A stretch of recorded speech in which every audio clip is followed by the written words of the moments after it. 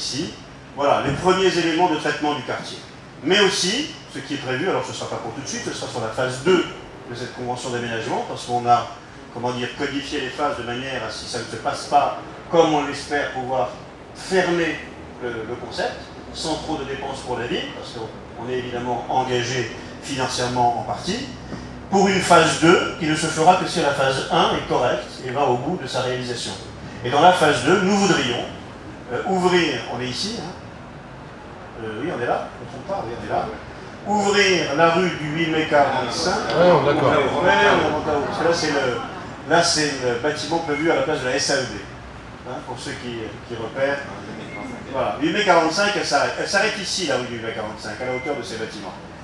Et là, on a un bout de quartier, avec l'école Savigny au fond, qui est, comment dire, qui est complètement fermé, avec des rues étroites qui tournent, où est-ce qu'on est là? Au bout de la rue du 8. Voilà, rue de défilé, qui tourne ici, pour y aller, il faut passer là, faire le tour, enfin bref. C'est là, avec la rue du docteur Schweitzer au Rosso, les trois cages qui sont les plus exposées, que nous avons la cristallisation, et encore plus qu'à Schweitzer, des spots de drogue les plus importants de la ville. C'est un cul-de-sac. Ça rassemble toutes les conditions pour que ce genre de marché se développe. Et non seulement se développe, mais s'installe. Je peux vous dire que dans les tours ici, hein, les deux tours ici, qui est au bout de la rue des Aules, les voyous étaient, il y a encore un an, en territoire conquis. Si vous vouliez rentrer dans le hall et aller visiter quelqu'un, il fallait demander la permission au dealer. Au dealer armé. Voilà, juste en face de l'école Savigny. Vous voyez le bâtiment, une situation qu'on avait essayé de combattre, etc., mais très difficile. Pourquoi? Parce qu'il y avait la terreur chez les habitants. Et il a fallu que les habitants excédés, hein, nous avions participé à leur manifestation, viennent, et nous étions en tête de cette manifestation, jusque devant le bâtiment où les dealers interdisaient l'entrée, et ils ont essayé de nous interdire l'entrée. Bien sûr. Ils se sont mis en travers du chemin de la manifestation, et au début, il a fallu pendant 2-3 minutes leur indiquer que ou bien ça se terminait mal et qu'il va falloir qu'ils nous tapent dessus, ou alors il fallait qu'ils laissent passer la manifestation pour entrer dans le hall. Parce qu'en fait, et si on avait cédé à ce moment-là, c'est fini. C'est fini parce que les habitants qui avaient eu le courage de se mobiliser auraient perdu ce courage et tout espoir. Et c'est là que, c'était juste après l'élection présidentielle, on était à une dizaine de jours, je crois. Voilà, la formation du gouvernement, on a obtenu, M. Valls venant en visite dans la ville d'Aulnay et sur ce quartier-là, qu'ils prennent l'engagement de mettre des forces de police pour nettoyer l'ensemble. Se sont créées 5 associations, une par cage d'escalier de locataires, qui dès qu'il y a un problème descendent tous ensemble, et il y a à demeure, alors maintenant le dispositif commence à se lever un peu, un quart de CRS en permanence, jour et nuit, qui a permis justement aux habitants de reprendre courage et de commencer à s'auto-organiser pour empêcher le retour de la situation précédente. Mais cela dit, il faut faire exploser ce quartier, et donc l'idée c'est de pousser la rue du Mai 45 jusqu'au rond-point de Bricoman, pour désenclaver le quartier et permettre un accès de tous les côtés, et ne pas avoir cette espèce de cul-de-sac complètement fermé sur lui-même, et qui ne pourrait donc être traité mieux. Ça veut dire évidemment reconstruire une partie de l'école Savigny. Mais de toute manière, cette école, compte tenu de l'évolution démographique, doit être comment dire, agrandie. Donc, à la faveur de l'agrandissement, on retraitera une partie du bâti pour laisser une rue 30 hein, passer justement et rejoindre Bricoman, donc désenclaver ce quartier qui est complètement fermé sur lui-même et en effet extrêmement dangereux. Il était devenu extrêmement dangereux, comme je vous l'ai expliqué. Donc voilà pour ce qui est de la concession d'aménagement de Mitry-Princé. On revient peut-être vers le centre-ville, je vais vite parce que se pose la question par exemple du traitement de part et d'autre de la rue Anatole France, sur la partie de la zone pavillonnaire qui est là, et où on a vu fleurir depuis les 8 dernières années d'ailleurs, les principales constructions. C'est là que, quand on regarde l'enquête sur l'habitat qui a été produite il y a maintenant 10 jours hein, par le bureau d'études que nous avons mandaté, où on s'aperçoit que les constructions neuves, dans les 10 dernières années, se sont concentrées là. Ça s'explique d'ailleurs, la gare, et puis un prix du foncier qui est un peu moindre qu'en hypercentre, de l'espace et une mutation possible sans que ça touche trop à la zone pavillonnaire. Donc on est là, je vous laisse, hein, on y reviendra, parce que c'est une partie de la ville sur laquelle il faut en effet que nous réfléchissions, pour aller peut-être à, comment dire, deux choses. La rue Anatole France, en tout cas dans cette proportion-là, qui est celle de l'hypercentre, la rue de... J'ai encore oublié Fernand Herbault, je ne sais pas pourquoi j'ai quelque chose contre M. Herbault. La rue Fernand Herbault, dans lequel, là, vous avez un début de densification, hein, à des prix qui sont les prix les plus élevés de la ville, avec la rue de Coulmont. Je vous l'ai dit, sortie du mètre carré entre 5 000 et 5 200 € le mètre carré. Vous imaginez le prix du 100 mètres carrés.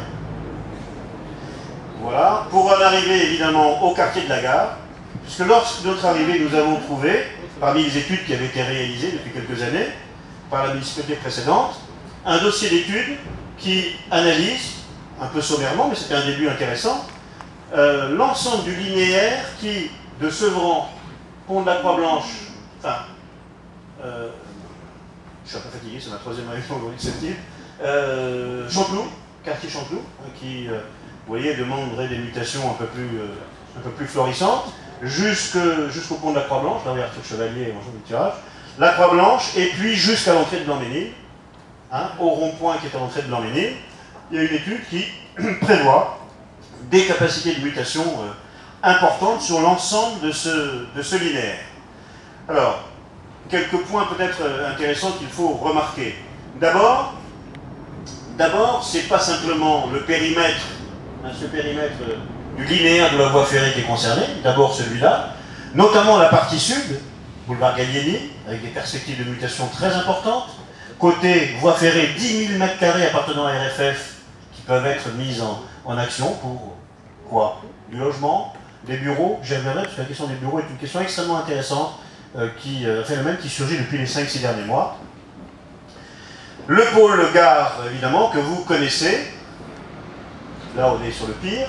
Le pôle gare ici, qui a été reconditionné en partie, vous le savez, à la fois sur la voirie de Gallieni, mais également sur la gare ici. On est en train de travailler l'îlot central, vert. À partir de février 2013, le souterrain va être refait entièrement, élargi, comment dire, mieux éclairé, avec des éléments de protection qui sont absolument nécessaires, bien sûr.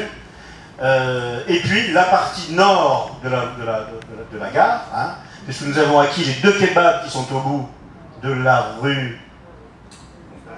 Non, c'est pas le 11 novembre, là c'est le 11 novembre, la rue de la Crèche. Commandant Brasseur, voilà, merci. Commandant Brasseur, pour pouvoir réorganiser un peu cet espace-là, en cassant les deux kebabs et puis en aérant ce bout de quartier.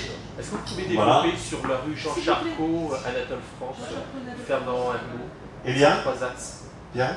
Développer simplement un peu plus. Développer un peu plus. Pour l'instant, nous ne pouvons... Charcot, vous n'avez pas parlé, ça. Non, je ne peux pas développer plus que les éléments que vous connaissez parce qu'ils ont été présentés au conseil de quartier et élaborés. La construction d'un bâtiment de logement de Kaufmann & Broad, hein, qui est au bout de la rue Anatole France, près de la gare, à la place de pharmacie, ancien cycle, poissonnerie. Vous vous rappelez? Non, pas poissonnerie. Mais si, il y avait une poissonnerie. Oui, mais elle est dans le France, sous France, la poissonnerie. Non, mais elle est... Bon, d'accord, mais la poissonnerie... Attendez, je vais un peu vite. Que nous voudrions réintégrer à la base commerciale qui va être construite pour le nouvel équipement. Voilà. C'est beaucoup plus précis.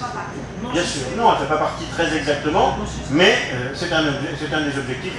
L'ancienne blanchisserie aussi, vous avez raison, etc. Bon, voilà, donc sur le quartier-là, donc moi je ne peux pas développer au-delà de ce que vous savez, parce que pour l'instant nous n'avons pas d'autres éléments de projet qui sont sur notre table qui concernent cette partie du quartier. Alors, en fait, dans la démarche, c'était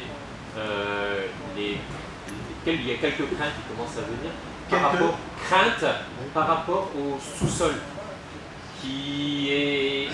quand les promoteurs nous en parlent, ils nous parlent de l'eau à 6 mètres, il n'y a pas d'incidence, alors que lorsqu'il y a, que ce soit au BRGM ou des gens qui ont des puits, qui sont juste en face, bon, par exemple, hein, on a de l'eau à 2 mètres, et même la pharmacie, Madame Salle, a bien parlé qu'elle avait de l'eau à 50 cm sous sa dalle, avec un regard, il y a toujours eu de l'eau. Oui, mais un regard, c'est pas la nappe phréatique forcément.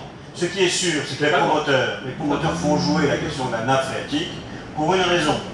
C'est que ça leur permet, si on les croit sur parole, d'accord, de pouvoir pleurer sur l'équilibre de l'opération en disant qu'il est très difficile de faire un parking quand il faut cuveler, etc., etc., etc.